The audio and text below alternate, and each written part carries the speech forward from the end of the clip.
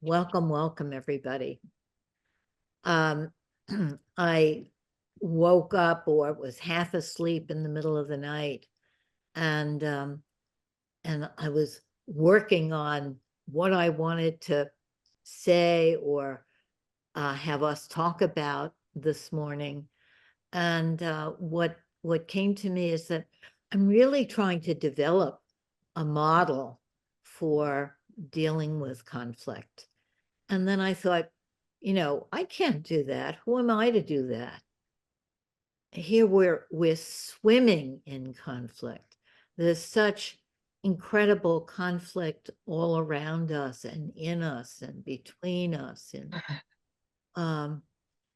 our world, in our communities, in our families, inside us, in our partnerships. And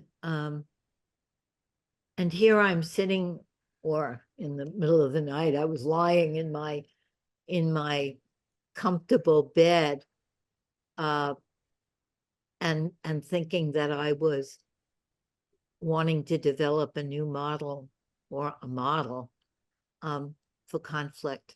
And then I thought of Obama's book, The Audacity of Hope. And I thought we need that audacity. We all need to develop models for dealing with conflict. I love meeting new people in the neighborhood, and I met this young man in the coffee house, the coffee club, and was talking with him, and somehow we started talking about the Middle East and how his friends are with that.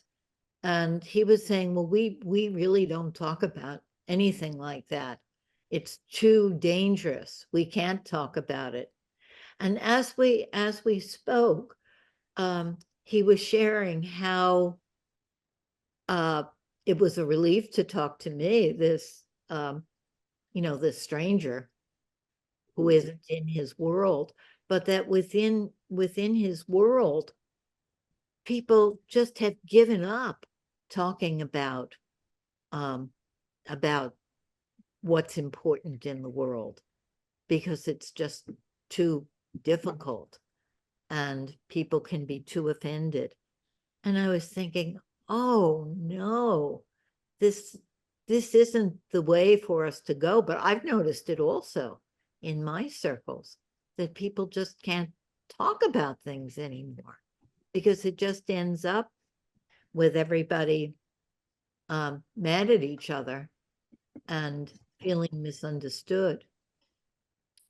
And so I was really looking forward to talking about it with you, and our being able to just think a little further about these issues and these problems. And when I'm talking about conflict, I'm talking about loads of things all at once. And we may say that's silly to talk about war, and to talk about racism, and to talk about an argument I had with my partner, and to talk about two cats not getting along, all in the same thing. But there are relationships, and we are systems within systems within systems. And I believe that that talking about conflict is most useful when we go back and forth between the conflict within us, to the conflicts in the world, to the conflicts in our community, and see how they're connected, and not treat them as all very, very different, which they are, of course, also. So I want to start us out with something that I came across. As many of you know, I'm a psychoanalytic therapist as well as a focusing oriented therapist. And Heinz Kohut is the founder of self-psychology and a kind of relational psychoanalysis that I find very useful. And he and Jean, by the way, were at the University of Chicago together. And they never really talked to each other because they were in these two different worlds, which is sort of another subject, but kind of related. So I came across this this quote of his, and I want to read it to you, but it's hard to take when you're half asleep and the beginning of our discussion. So take a couple of breaths and let's see if we can find a place for this quote within ourselves without it overwhelming us or discouraging us or disheartening us. I think we have to be re-hearted. I think many of us have been disheartened and facing the reality of conflict can feel like it further disheartens us, and we don't want that. So we have to take some breaths and say, oh, we can deal with Kohut this morning. Okay, Dorothy, are you going to read Kohut? I think yeah. Jim Yeah. is okay. Man is in danger. He may be on the verge of destroying himself. He cannot control his cruelty toward his fellow man. He appears to be forced to respond to differences of opinion or conflicts of interests in one mode only, through the mobilization of his readiness to fight and to destroy. The mere otherness of others frightens and disgusts him. And so powerfully impelling is the influence of these feelings on him that he would rather risk total destruction than bear the burden which an attitude of tolerance toward the demands of his fellow men and the temporary renunciation of his own demands and of his own pride would impose on him. Let's just have a couple of brief responses of just what that feels like in you, including disagreement, anything that comes, but just a sentence because we have a long way to go this morning. Lynn, this is an essay. It reminds me the quote of like maybe 2 months before the pandemic, a friend came to visit and we went to Woodstock to hang out. And Woodstock is a really cool place to kind of hang out in. And they had a sign in the street with, flowers and stuff. And we took pictures there. And then I realized that the sign said, the humans are an endangered species. Oh, yeah. And this quote kind of reminds me of that, but also I won't go too much into it, but also I want to kind of rebuttal it, kind of like say no to it, part of me. So I seek spaces that create hope for me, not the negativity. So because the world is right now in a way like he's describing, like spaces that I go to, there's a lot of conflict like you described. And these are therapists. And I'm like, oh my God, therapists cannot get along right now. It's like people have real huge opinions. And also I've noticed that negativity creates more engagement than anything positive or calm. So I've been looking a lot at the work of Thomas Hubble, and I'm in his like mystical spiritual journey this year, only because he has the opposite of that. He's all about collective healing, about nurturing spaces, and his work reminds me a lot of what you're doing, Lynn, and what we're doing here, which is creating these nurturing spaces for collective healing. Thank you, Anesi. My reaction to that quote, what that engenders in me is a feeling of something intolerable that has to be controlled and suppressed. That Mm. kind of energy is something that can't be born, and then it goes out in an aggressive way. That's a beautiful description of that felt sense of something intolerable that has to be controlled, and it goes out in an aggressive way. It frightens me, but it also draws me to want to make something different, to make some changes. So what you were saying, Annecy, draws me very strongly to wanting to be a tiny little piece of that. Well, Kohat was Kohat was one of the people who escaped from the Nazis, but he didn't actually actively escape. His followers had to almost kidnap him because he couldn't believe that he was in terrible danger in Vienna.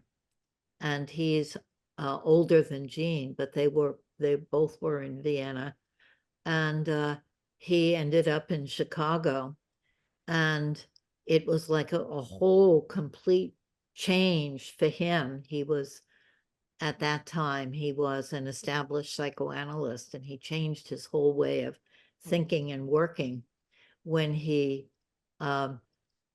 was trying to incorporate these new people, these Americans, and what had happened to him.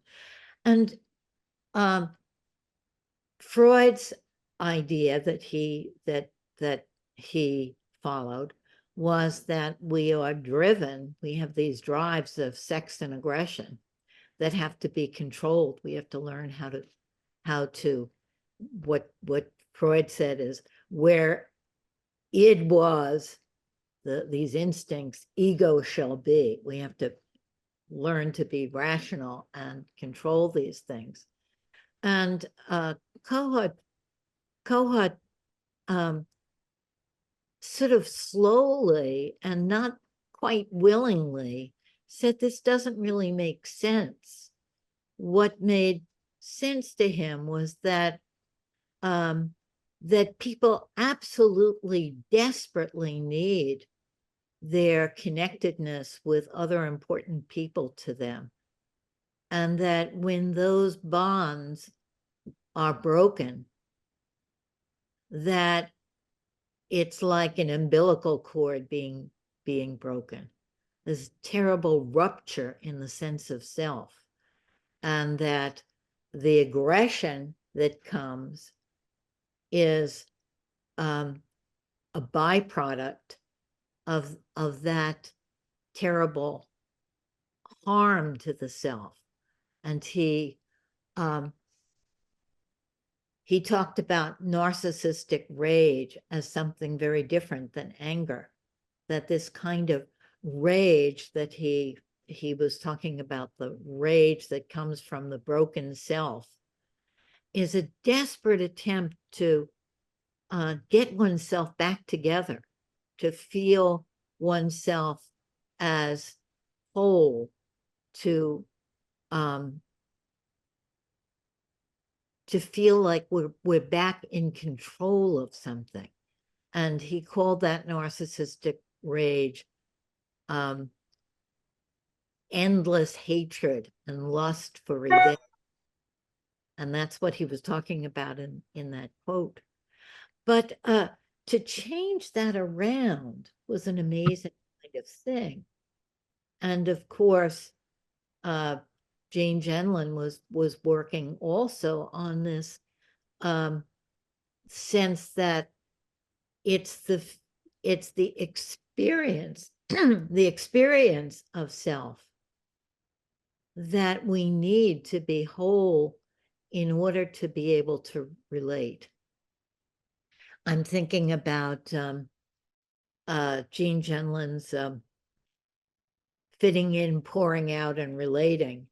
And he says that in our societies, we've only learned fitting in and pouring out, but we haven't learned relating yet, and that we shouldn't be discouraged. It's sort of the growing edge of evolution. So I think that the positive way of thinking about it is we're getting there. The negative way of thinking about it that Kohut was talking about is we may not get there soon enough. We might destroy ourselves before we get to this next evolutionary step. But there's a sense of direction that we have to learn something that is more than control or different than control. And we've depended on control mostly in our societies. And it isn't working. And yet we're desperately trying to find ways of controlling the situation. So I think the alternative that Gene and Kohut were talking about is something more about healing and understanding than about control. But that's certainly easier said than done. I think of a couples therapy presentation that I heard 50 years ago or something. And this presenter was saying that the strength of a couple is determined by the way they fight. And I thought that was so interesting. And I think that might be of a species also. The strength of the species, this endangered species that we are, is about, the ways that we fight. So we could think that with a couple, we can get our minds around that a little bit better. What are the things that would make a good fight? A good fight, not fighting at all and sort of suppressing, fitting in and suppressing all of the conflicts that everybody has in being a human, being a couple, being whatever. So what do you think of as a good fight? Lynn, Yeah, it's go ahead. SL. SL, yes. I have a million different things to say, but up to this point, what I wanted to say was that John Gottman did research about couples, and what he found was that if the couples had fighting styles that were congruent, they stayed together. Like some couples were really conflict avoiders, and they were both conflict avoiders, and they got along. And other couples loved to just hash it out, and they did that. But when couples were mismatched in their fighting styles, that's when they couldn't get through things. Right. Thank you. But within that, Cassell, is an assumption that getting along is the goal, because there are lots of couples who don't overtly have conflict, but they also have dead relationships. But I wanted to say something else, which is, Lynn, that you brought up Kohut, and you got so far as to talk about narcissistic rage, narcissistic injury. I wanted to go a little farther in the sense of what is the problem, and Kohut talks developmentally about little kids starting out with a grandiosity and then being humiliated. And even when we talk about trauma, I know I'm going all over the place, but when we talk about trauma, we talk about what happened to somebody and now they feel bad. But to get more specific about how they feel bad, I think shame and humiliation maybe needs to be said, because if you talk about all kinds of conflicts, individual, couple, around the world, political, you talked about Gendlin getting out of Nazi Germany. So talk about Hitler and what he was responding to. And I think it's agreed that it was the humiliation of the German people after the defeat in World War I and the economic misery. Again, I'm everywhere, but the No. central concept here is that when people feel humiliated, they Yeah. don't have a large range of where to go with that. Right, And exactly. Frank Lockman talks about that in his book on anger as well. He says that people become violent when that's the only response available to them. It's Mhm. come to that. Right. So that's very helpful, Liz. Humiliation and a child being humiliated, anybody being humiliated, is this injury to the self, to one's self-esteem, to one's self-respect. And there is this urge in people when they feel helpless and traumatized to humiliate the other. And so it isn't just that the person, when I was starting out as a therapist, we just thought, oh, these people had bad parents. If they had had good parents, they would be fine. But it isn't just that they have bad parents that humiliate them, but that we have this issue, this way in which we are as a species, that when we are narcissistically injured, when we're traumatized, that the urge is to humiliate the other.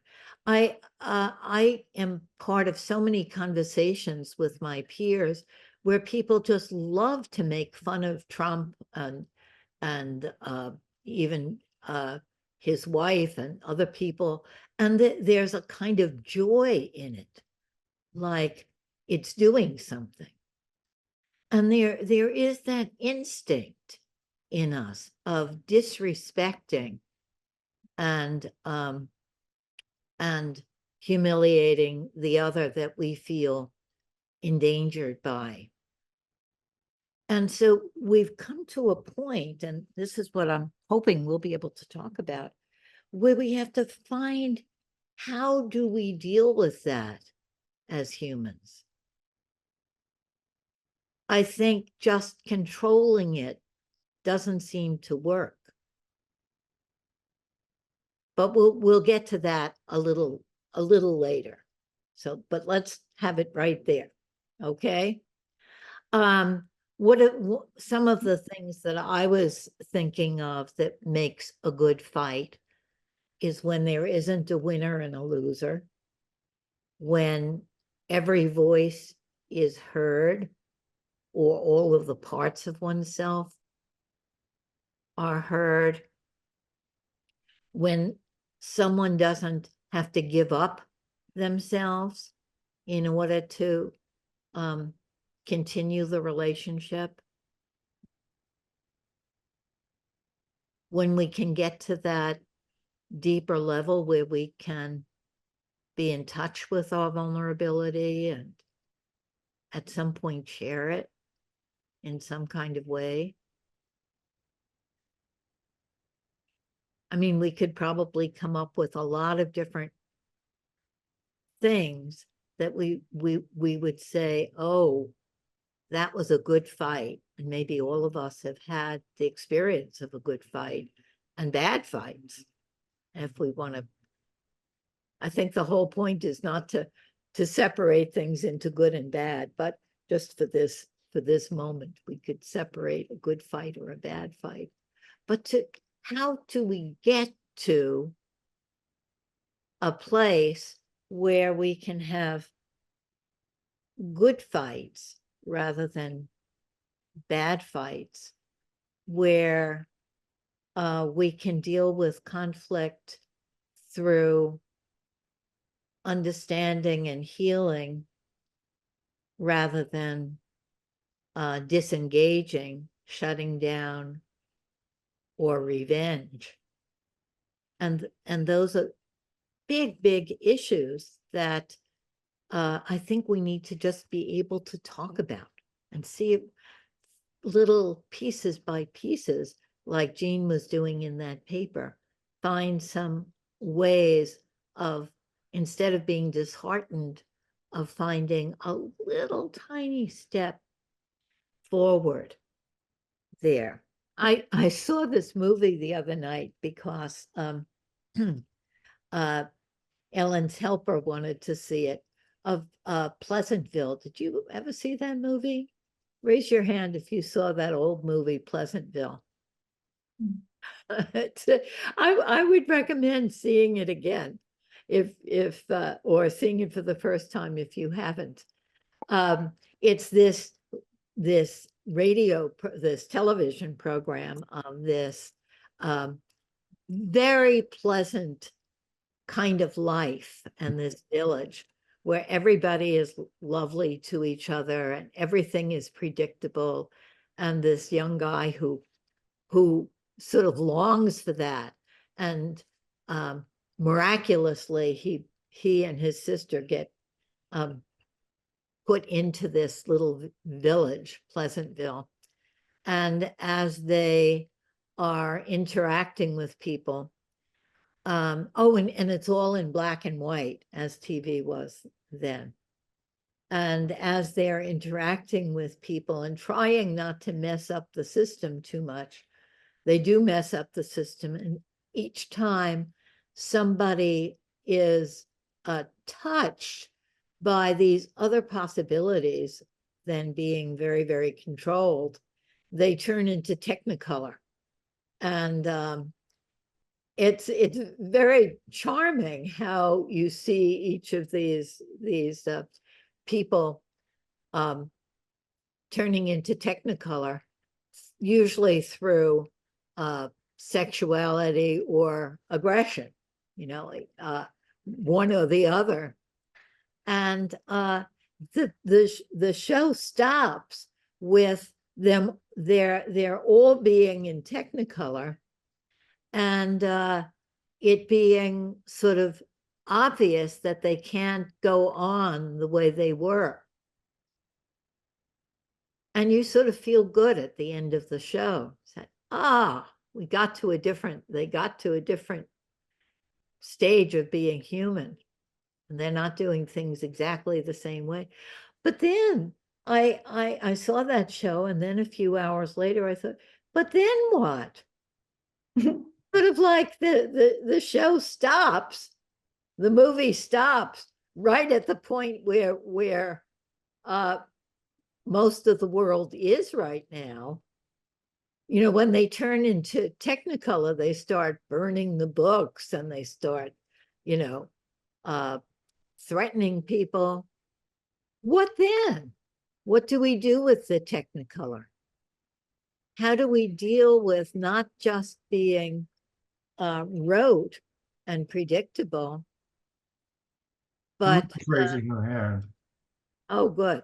Thank you, Jim.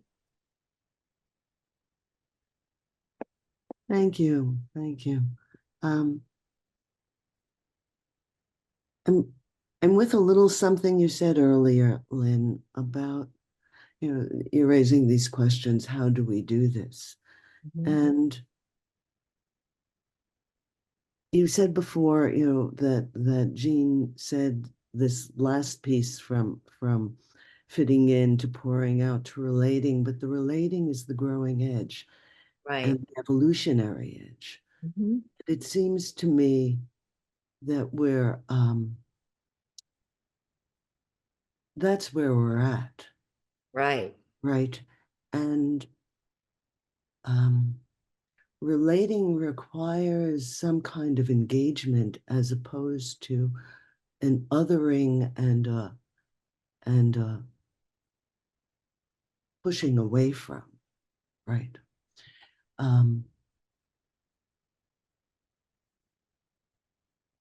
Someone mentioned Thomas Hubel's work. I know so many of us are involved in various kinds of spiritually related work. But I am also thinking about Thich Nhat Hanh's interbeingness. And that we are at a place not just about the individual narcissistic rage, and of course it's, you know, what's inside, outside, individual, collective, what you were beginning with with all of the levels of this. Right.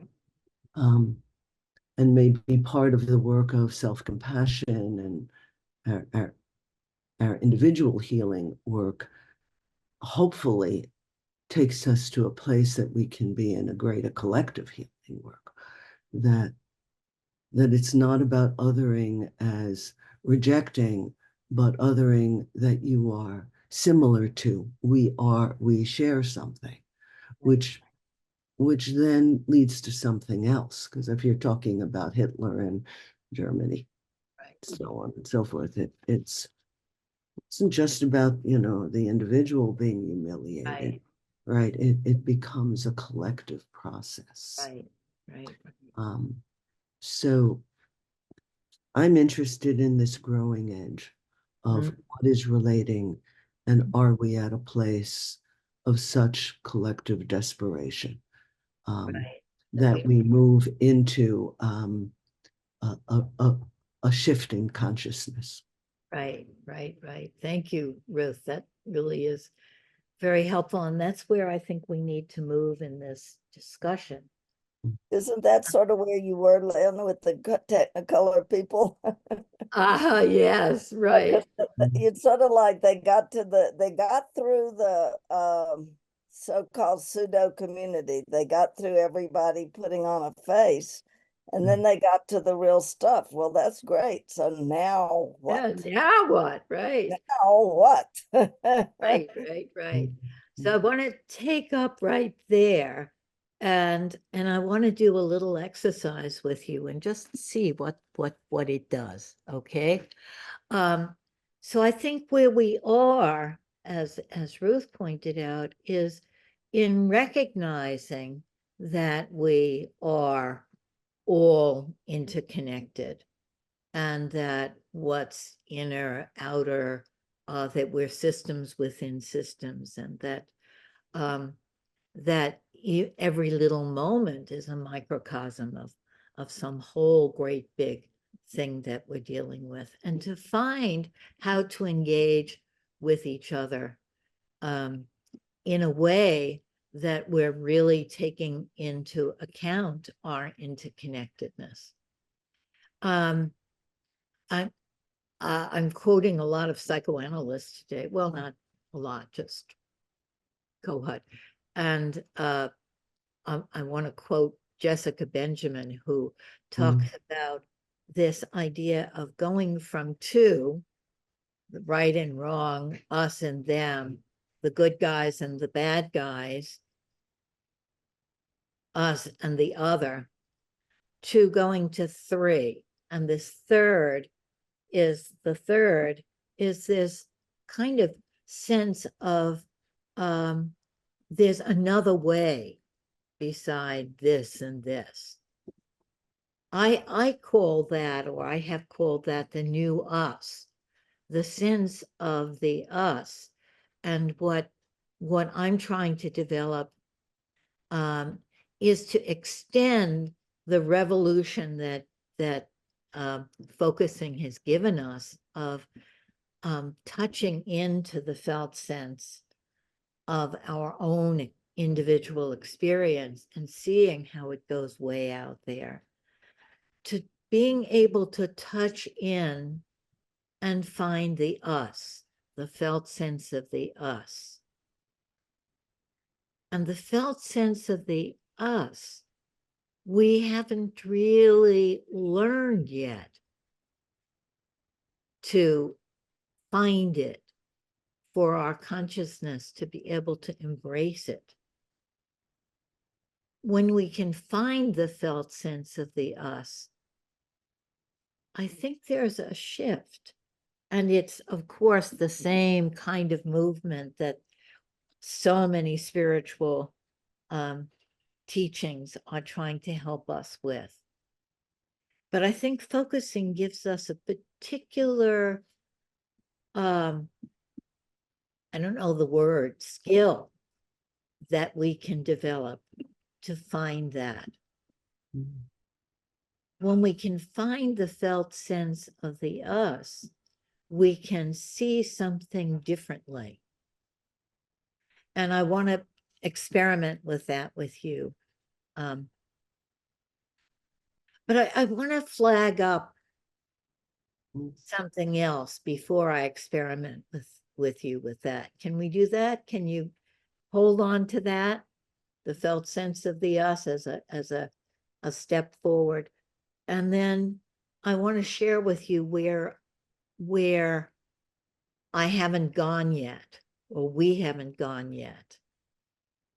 Or this part of we hasn't gone yet, which is that when we are injured, when that tie is broken of the us, whether it's individual or communal, there is this instinct that Kohut is talking about, this narcissistic rage that Jean talks about as pouring out. That seems much more benevolent than endless hatred and lust for revenge. But there is this instinct to control the other, to get ourselves back by making fun of the other or humiliating the other, or what do we do with that? And this is where a place where I am hoping we can go further, maybe. I think that there are maybe two different aspects of it. One aspect is that after there's some safety and some healing, we can find the felt sense of the us, and we can think about it differently. And that's what I'm going to play with you with today. The other thing, and this is just my growing edge, is that when we have to pour out, or we're feeling the endless hatred, and we're and there's this instinct of aggression, there needs to be community, safe people, and that could be your friends, it could be your partner, your focusing partner, some place where that can be received and it can be detoxified before there's engagement with the other or in some way. So that's where I am in this journey. But I want to, it sort of helps me to think there are two different things. The instinct that may be the instinct, like when you stub your toe, you have an instinct to say, damn it, or oh fuck, or something, and it just comes out of you, right? How do you make that instinct safe? And this other about after something is calmed a bit, to be able to think of it differently. So I know I'm giving you too much, and I want us also to be able to have a breakout room. But I'm going to ask you just to let these things swim around in your head and take a couple of breaths and think of a conflict in your own life or in the world or in yourself, any of these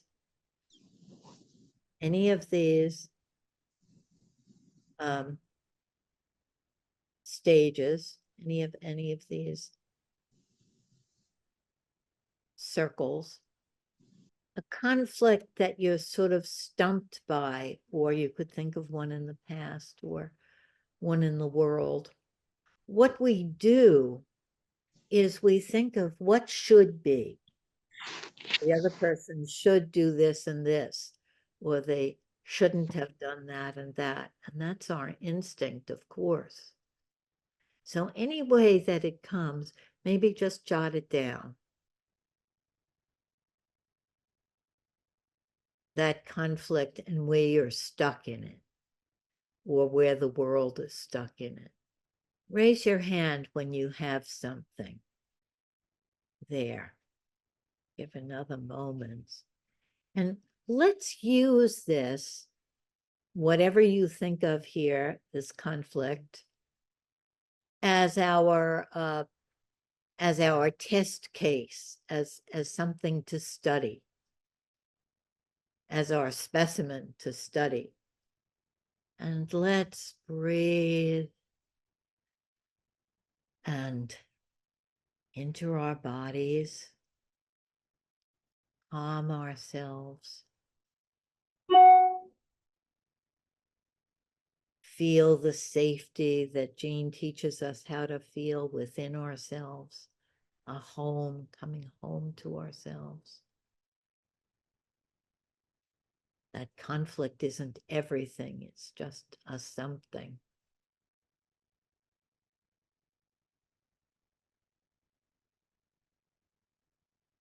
And then let's see what happens if we think of this conflict instead of as two, us and them, or me and or this part and this part, as the us. What is this conflict between us?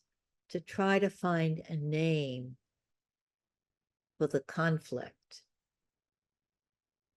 Do you see how we're changing it when we say, what is this conflict? Instead of saying, well, I'm being bullied by so-and-so, or this people is being destroyed by this people, to say, what is this conflict about? To find a name for the conflict and what the us is up against. Is it a conflict of not enoughness to go around? Is it a conflict of historic trauma? Is it a conflict of the too much, too little? Is it a conflict of helplessness? And if you find a name for the conflict. Hi, Lynn. Yes. Hi. Go ahead. I named mine Hysteria. Oh, And Hysteria. and I wrote that my conflict is up against layers of history. Great, great. Anybody else? And what was the process like for you? Well, we Yeah, asking generally or yeah, please. well, I first was with fear in thinking about what fear, attack, things that I'm things that put me in conflict with things that are going on today in the world and with me personally in relation to what's happening in the world. And then I just kind of followed it down to why I'm triggered and where I'm stuck. And when you said the background piece, you know, how worked up I get and the hysteria in there and the hysteria out there. And then I, was in touch with my own history and where that's all stemming from and the generations of it. So it's like broadening it out. Yeah. Yeah. Thank you. That was good. Actually, it's helpful. It's the usual way, this is Jessica Benjamin's words again, is the polarization of the doer and done to, and we're trying to find who is the doer and who is the done to, who is at fault, and how they should be different. And then we want to pin our hopes on their either being controlled or being different. But if we don't see it as doer and done to, what, how is that? Anybody else? What happened for you? Yeah, go ahead. Yeah, I'm afraid mine is also within the doer and the done. I gave it the name otherness. Thinking of us, just the thought of us, I find it very difficult. We don't have enough practice of that. Yes, It's yeah. kind of impossible to even wrap my mind around it. Yes, exactly. Yes, yes, yes. That is such a good way of putting it. Yeah. Mary's raising her hand. Thank you, Jim. Thank you. So what I'm saying may sound weird. Yeah. In me, it feels like there's life force in my body, and there's the body, and the two are sort of like kind of pasted together. And so what impacts one impacts the other. And the thing that gets between them that wants it to be different, often for me, the way I'm seeing it now is the thinking, either my own thoughts or somebody else's, like, this is not acceptable, the somatic, like the bodily lived experience for some reason. And so think about it differently, or have a different strategy, like somehow wanting to make it different. And so thinking is my I've got trouble with thinking, and sometimes I'm friendlier to thoughts and thinking, but some get out of. Yeah, yeah, yeah. It's very interesting, Mary, because the two for you is you and the thinking. And then you're being friendlier to the thinking is like, oh, we have to make friends with the thinking. And that makes the third. That makes there's the thinking here that we're gonna try to make friends with. I don't know if what I said made any sense there, but I think I really got what you were saying. Yeah, I mean, I got disconnected for a moment there, but my internet. But it's like, wait, can I pull up a seat at the table for thinking, body, life force for all realms of experience? Yeah, Then we can all live together. I like that image of a chair at the table. Can we imagine a chair at the table, or what would have to be for there to be a chair at the table for all of us, or all the differences? Well, it reminds me of if I'm having tension and fighting with the people who live with me, inside, outside, whatever. But if we all sit down, we go visit a friend, a neighbor, or, we're at a gathering, Yes, somehow the tension is diffused. We get along better there. yes, yes. Many people have said, well, if people from Mars came down here, and we would all be together. saying, oh my goodness, we humans, we have to stand up for the human race or something like that. I just want to give one more quote from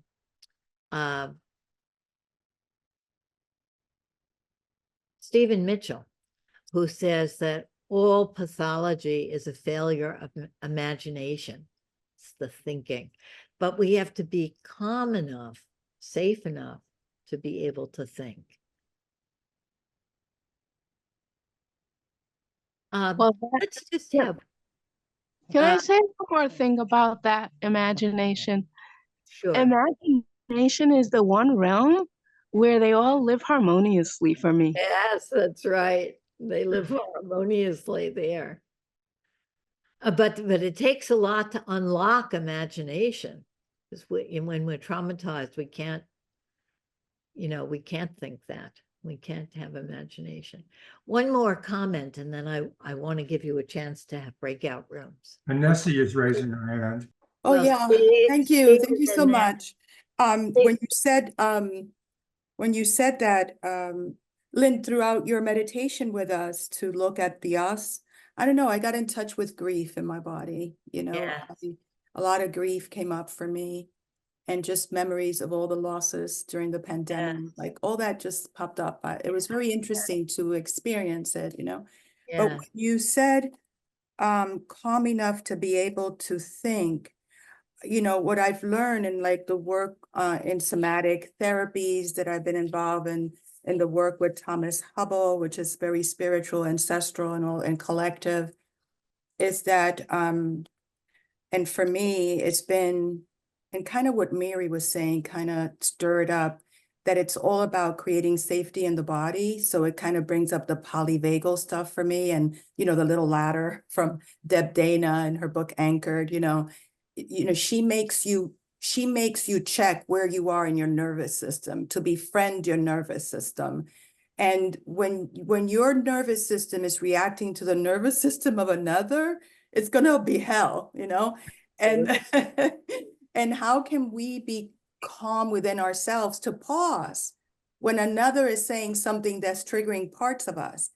So I just wanted to share with everyone that I was really happy to see that a Hakomi therapist, who's also an internal family systems therapist and also a focusing person, just wrote a book called Hakomi, Internal Family System and Focusing.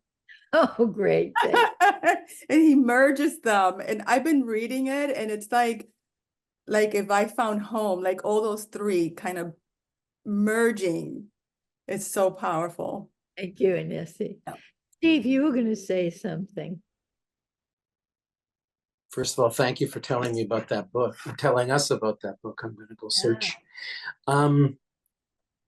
What I recalled was a particular personal situation, and what I found was that found very useful about giving the conflict, which actually was a situation in which something came up, something was said in a particular context, and I didn't get into a conflict. I avoided my way of handling it was to shut down on some level, or and such. But what I found was that it's easier for most of us, I think, certainly for me, to be thinking about the particular something that was said that I felt oughtn't to have been said, or that kind of thing. But then asking, well, what to call this? And so for me, what I found was that it was about safe belonging, and then it was a situation. It was about a need for safe belonging, and that it was didn't happen. So it was like rug got pulled out from under me, and then it went even a little bit further, was something about belonging with dignity. And so then when that didn't happen, then there was my central nervous system went into kind of threat and disappointment and lost and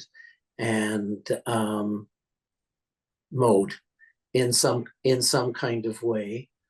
And at that point, and at that particular point in time, I don't think I had that safe holding for that moment. Right. And yeah. And yeah, and then of course there were previous traumas from 40 or 50 years before. Right. That kind of thing. But that holding environment is terribly important. Yeah. And the absence thereof. Right. So that it feels like there is something important about getting a felt sense of the us, but that something else has to happen first, right? And that's where many of you have come in with different things that can happen, of being in touch with our bodies, of focusing, but that holding environment, the healing has to happen before we can get a felt sense of the us. So I'm cheating in a way to say to you in a focusing exercise, get a felt sense of the us. But this other thing that has to happen first needs to happen with focusing, with community, with Hakomi, with all of these ways that we can settle back into a feeling of self before we can have the imagination to recognize the sense of the us.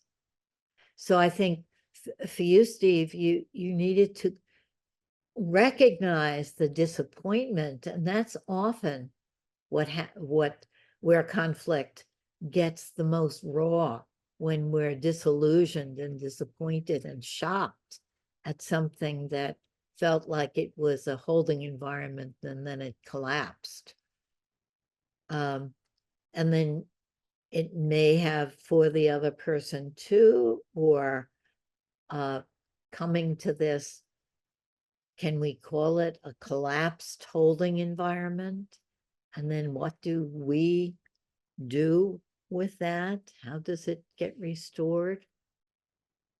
So I want to give you a chance to talk for at least 12 minutes in I knew we were going to run out of time because it's such a rich and difficult and complex subject.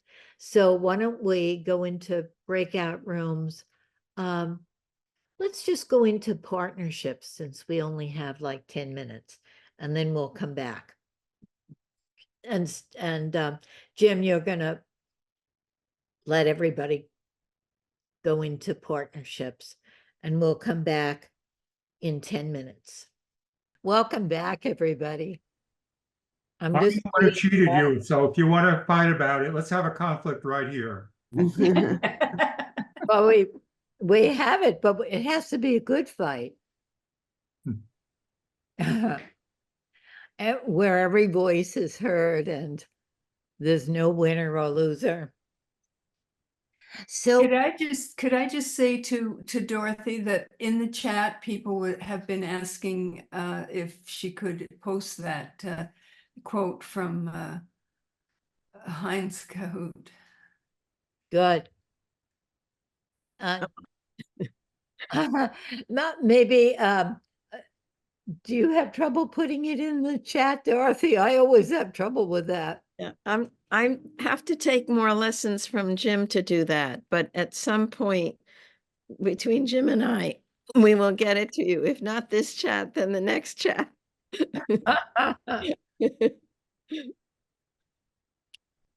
Okay, so what happened in your breakout rooms? Good. Lynn? Yeah, go ahead. I can say that it's helped a bit. I've started doing co-focusing with my partner, and we haven't tackled big issues yet, but small issues like how to keep the shoe rack tidy, or you know, like there and do as you said, Lynn, you know, go beneath where the triggers are and sense the vulnerability and speak from there, and then each anchor each other as we go back and forth. So like co-focusing, and it works. You know, there often doesn't end up being any kind of action step or solution offered, as would normally happen in an argument. You would lead with that, like, would you please stop leaving tissues everywhere, you know, and do this, do that. You know, it's more like, this is how I this is underneath my anger, and come out with no active solution, but underneath that, the assumption of caring produces its own solution. Yes, yeah. I think often when we go to what should happen or what needs to happen, and then that comes from the wrong place. Needs to be the relating needs to come really before, and maybe there never will be a this should happen or we're going to do this. The relating needs to be free of that. But I just wanted to bring that in, because when we talk about the us, it sounds so sort of yummy, and you know, oh, we having this like it's an aspiration or somewhere we need to go. And I'm like, well, wait, there's another side to this thing.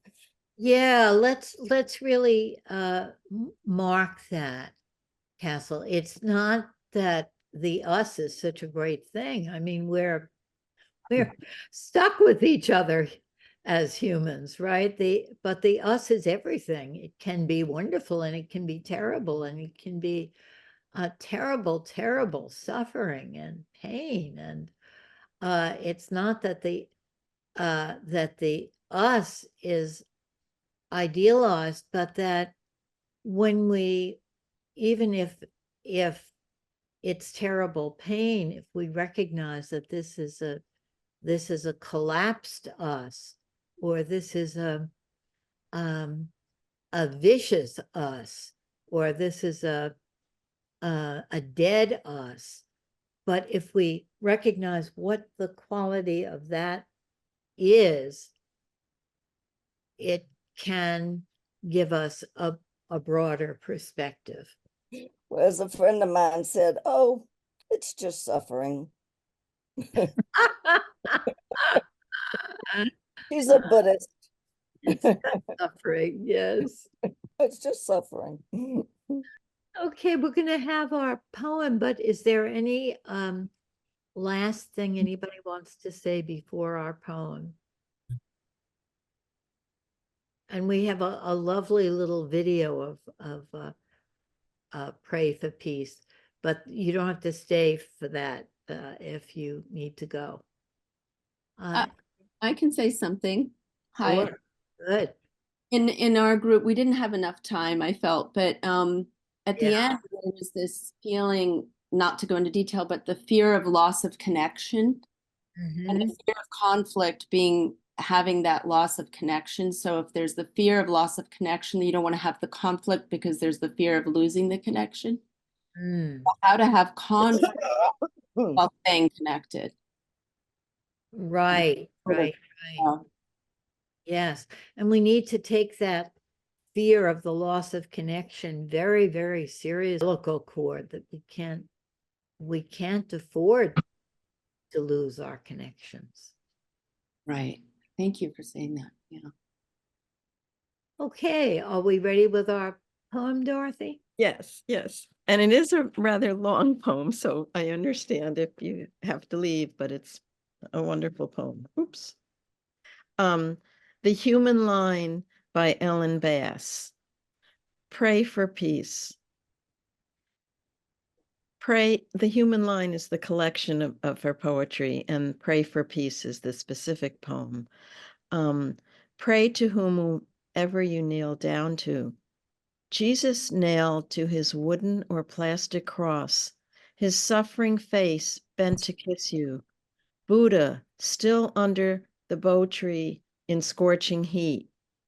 Adonai, Allah, raise your arms to Mary, that she may lay her palm on our brows. To Shekinah, Queen of heaven and earth, to Iana in her striped descent. Then pray to the bus driver who takes you to work. On the bus, pray for everyone riding that bus, for everyone riding buses all over the world. Drop some silver and pray. Waiting in line for the movies, for the ATM, for your latte and croissant, offer your plea. Make your eating and drinking a supplication. Make your slicing of carrots a holy act. Each translucent layer of the onion a deeper prayer. To hawk or wolf or the great whale, pray. Bow down to terriers and shepherds or Siamese cats, fields of artichokes and elegant strawberries. Make the brushing of your hair a prayer, every strand its own voice, singing in the choir on your head. As you wash your face, the water slipping through your fingers, a prayer. Water, softest thing on earth, gentleness that wears away rock. Making love, of course, is already prayer. Skin and open mouths, worshiping that skin, the fragile cases we are poured into. If you're hungry, pray. If you're tired, pray to Gandhi and Dorothy Day, Shakespeare, Sappho, Sojourner Truth.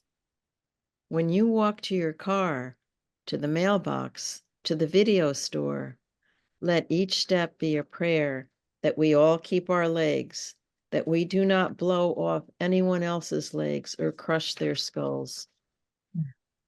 And if you are riding on a bicycle or a skateboard, in a wheelchair, each revolution of the wheels a prayer as the earth revolves. Less harm, less harm, less harm.